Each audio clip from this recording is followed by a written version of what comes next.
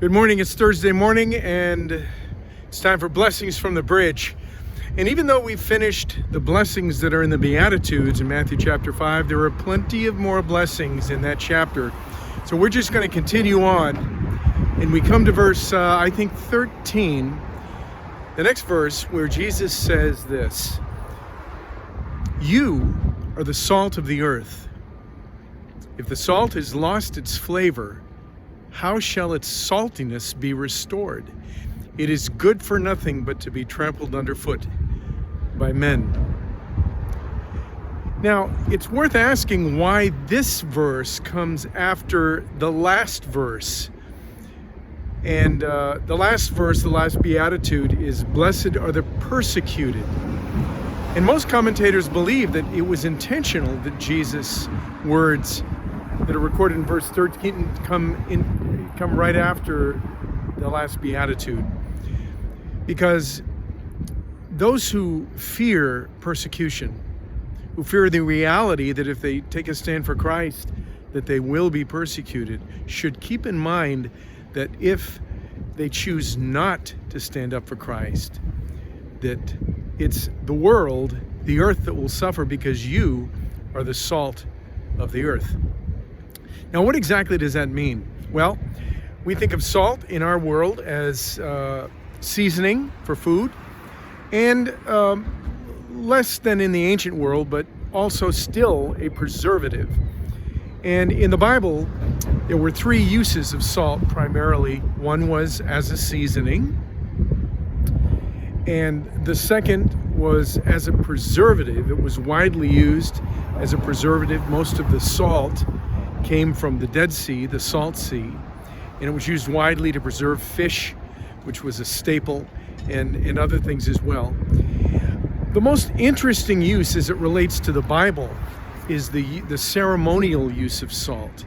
Leviticus chapter 2, verse 13, Moses instructs that salt be offered with every offering as a covenant of salt. And that was to show that as a preservative, it also was maybe the perfect symbol of the eternal covenant of God. The covenants of God were very, very serious and were rooted in the everlasting, the eternal nature of God. And so why not add salt to every offering? At least that's what most commentators say. So, why are you the salt of the earth? Well, I think it's probably a little bit of all three of those. You are the salt of the earth because you add flavor. You add flavor to the world. John Piper, one of my favorite pastors of Bethel Seminary, Bethel Church in Minnesota, says that you are tasty Christians satisfy the appetite of people for the eternal God. So there you go. So you add a kind of seasoning to the world.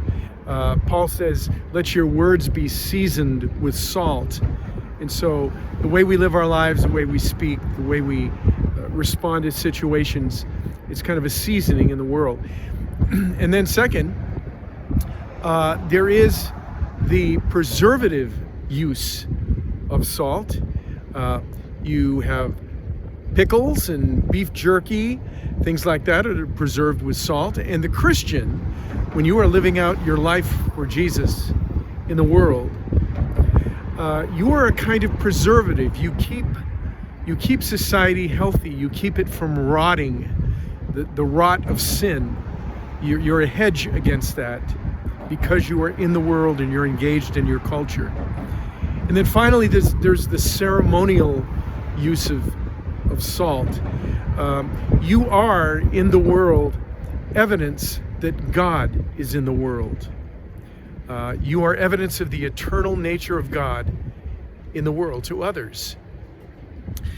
So, you are the salt of the earth. Don't take for granted that call that you make to a neighbor, the note that you send to someone who is discouraged, or